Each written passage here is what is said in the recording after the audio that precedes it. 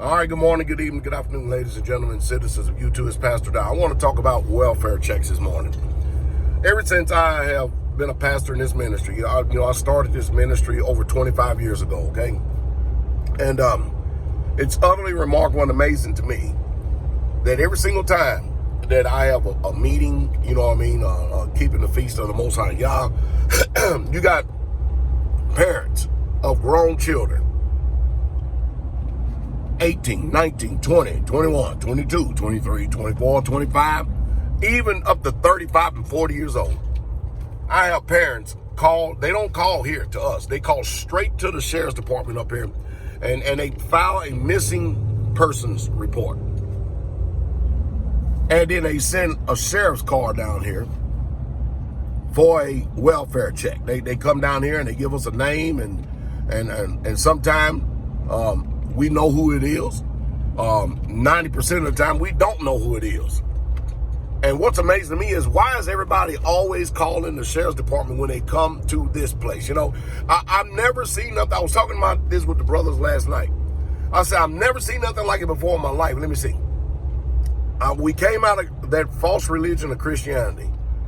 We start keeping the commandments, the 7-day Sabbath. And the next thing you know, everybody has concerns. First of all, let me give all you parents a message out there. Nobody wants your problems. Nobody wants your problems. And I had one young lady whose name is Jordan. She was in Germany at the time she started listening to me. At the time, she was 13 years old. I didn't even know she was listening to me by way of YouTube. And she started listening to me. And her parents got wind that she was listening to me, and they would take her phone away from her. Now watch this. Her parents, these are the so-called concerned parents. Her mother, when I think she was like 16 years old, tried to get her to date a black guy who's in his 20s at her job. Jordan, the only thing she wanted to do, and she has done it, was, watch this, keep the commandments. That involves keeping the 7-day Sabbath. For some of you out there, I'll use your vernacular, it's called going to church on Saturday. She wanted to wear head coverings. Don't she have a right to do that? And not only did she want to wear head covering, she wanted to wear skirts and not pants. And she started doing that when she was in her teens.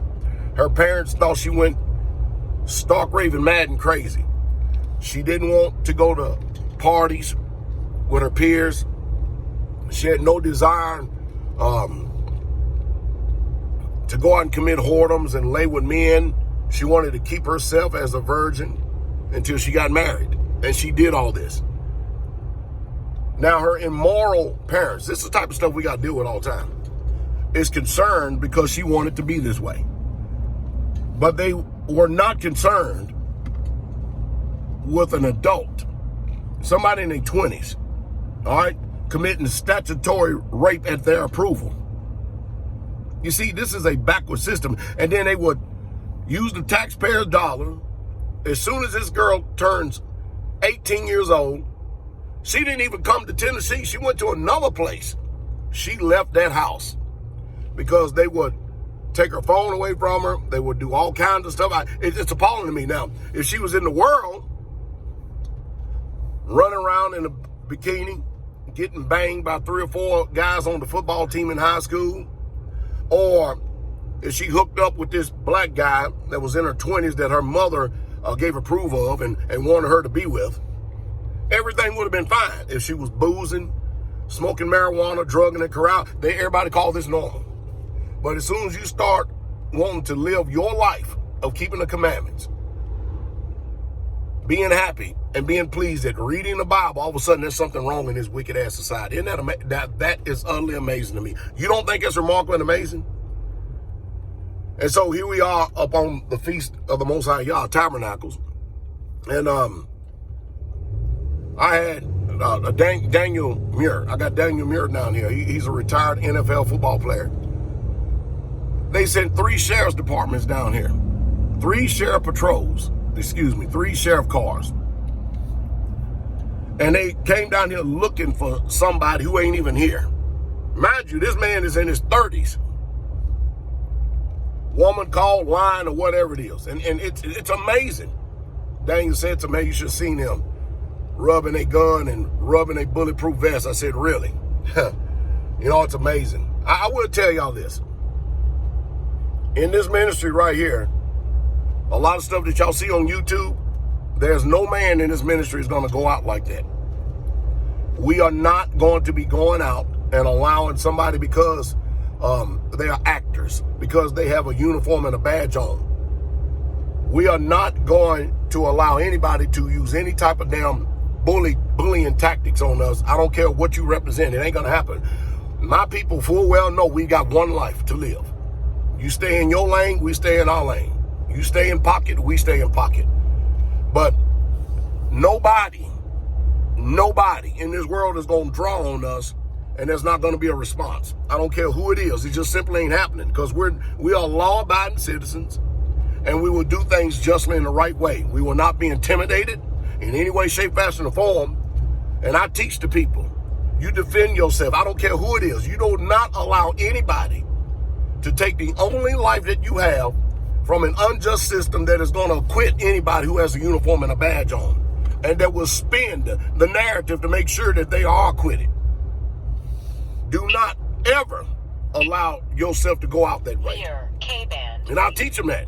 And we train hard too. I promise you we do. We train hard and are very proficient.